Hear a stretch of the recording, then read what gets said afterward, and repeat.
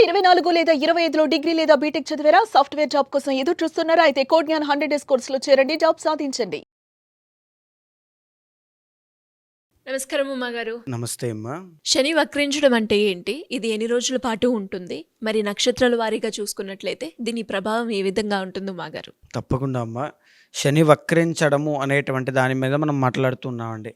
అంటే చాలామంది గ్రహాల యొక్క మార్పుల వల్ల దీంట్లో ఏముందిలే అనుకోవచ్చు. అంటే శని వక్రించడము, శని అనేటువంటి ఆయన ఎప్పుడూ కూడా క్రమశిక్షణకి, నిబద్ధతకి, డిటర్మినేషన్‌కి, డెడికేషన్‌కి, కష్టానికి, ఇన్స్పిరేషన్‌కి, ఇండివిడ్యువాలిటీకి అన్నిటికీ కూడా ఆయనే కారణం అండి. ఒక మనిషి ఎవరి సహాయ సహకారంలో లేకుండా ఎదగాలి అంటే శని యొక్క బలం చాలా బాగుండాలి.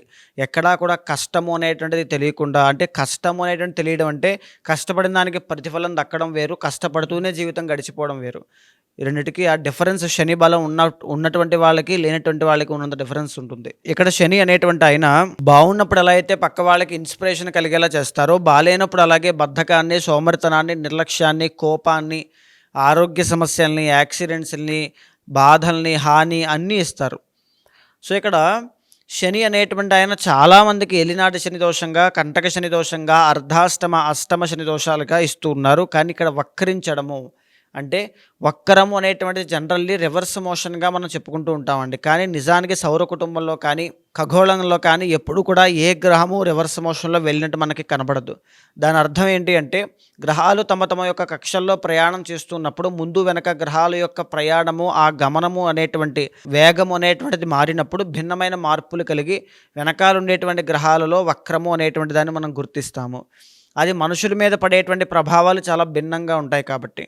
ఇప్పుడు ఉదాహరణకి శని వక్రించారు కాబట్టి అప్పటి వరకు అవ్వని పనులన్నీ కూడా వక్రించిన తర్వాత అన్నీ అయిపోతాయి.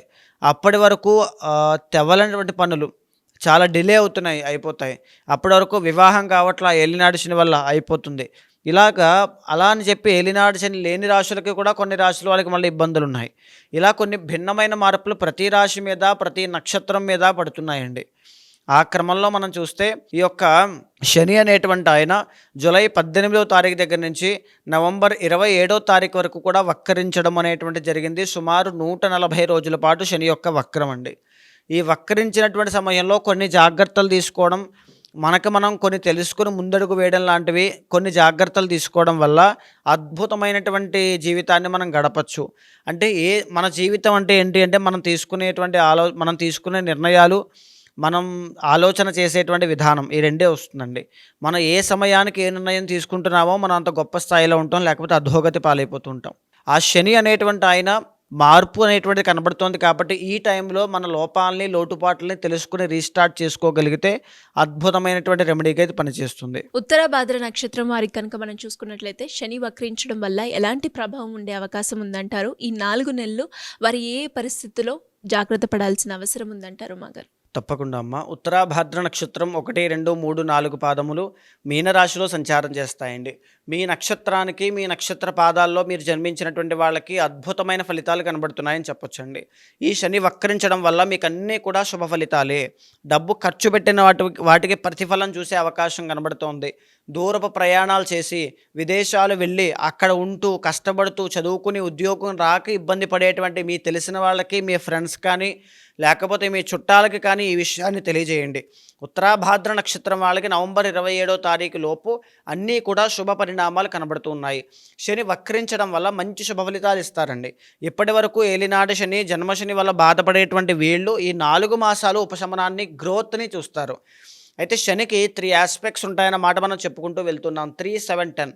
థర్డ్ ఆస్పెక్ట్ అయినటువంటి వృషభ రాశి వీళ్ళకి సిబ్లింగ్స్తో కానీ, లేకపోతే కొలీగ్స్తో కానీ బాండింగ్ని చాలా బాగా స్ట్రాంగ్ చేస్తుంది. తర్వాత వీళ్ళు పనిచేసేటువంటి విధానాన్ని 10 మంది మెచ్చుకోవడం కావచ్చు, స్మాల్ ట్రావెలింగ్స్, మీ కష్టం కోసం మీరు పరుగులు తీస్తూ ఉంటారు. అది యాక్చువల్లీ చాలా గొప్ప గుణము. అది మీకు ఇక్కడి నుంచి స్టార్ట్ అవుతుంది అని చెప్పచ్చు.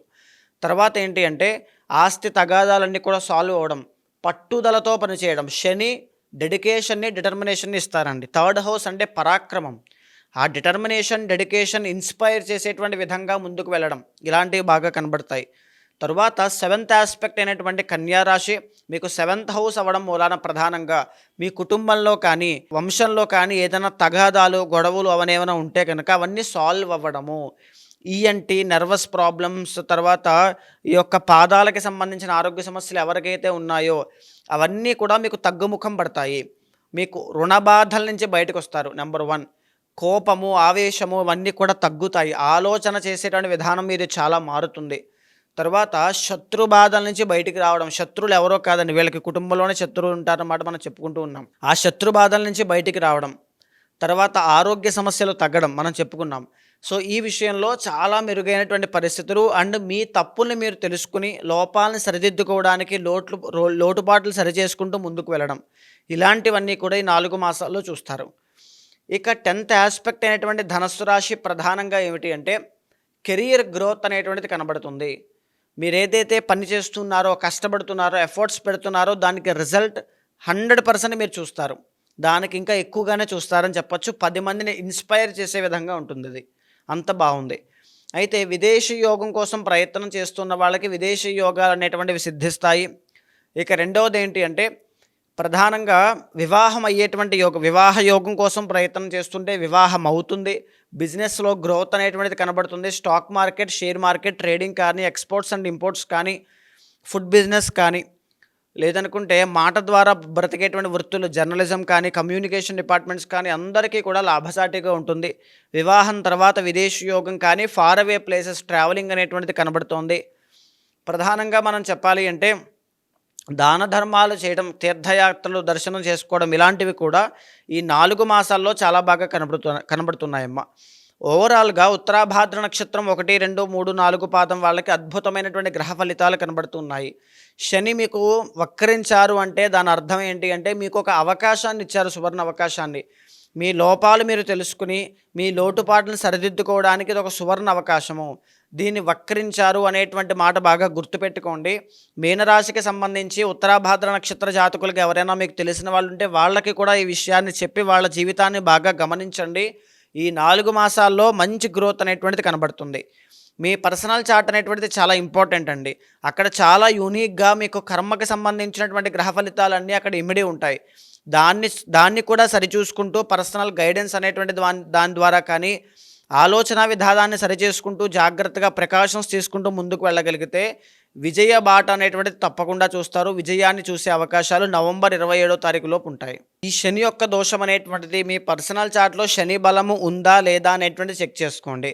ఒకవేళ అక్కడ కూడా శని బలము అనేటువంటిది లేకపోతే శనికి సంబంధించి జపము కానీ, తర్పణము కానీ, హోమము కానీ ఏదైనా జరిపించండి. శని బలం అక్కడ చాలా బాగుంది అంటే మీరు ఏమి చూసుకోవాల్సిన పని లేదు. చాలామందికి అండి సిరిగారు ఉత్తరాభాద్ర నక్షత్రం 1, 2, 3, 4 పాదం వాళ్ళకి స్పిరిచువల్ నాలెడ్జ్ చాలా బాగుంటుంది.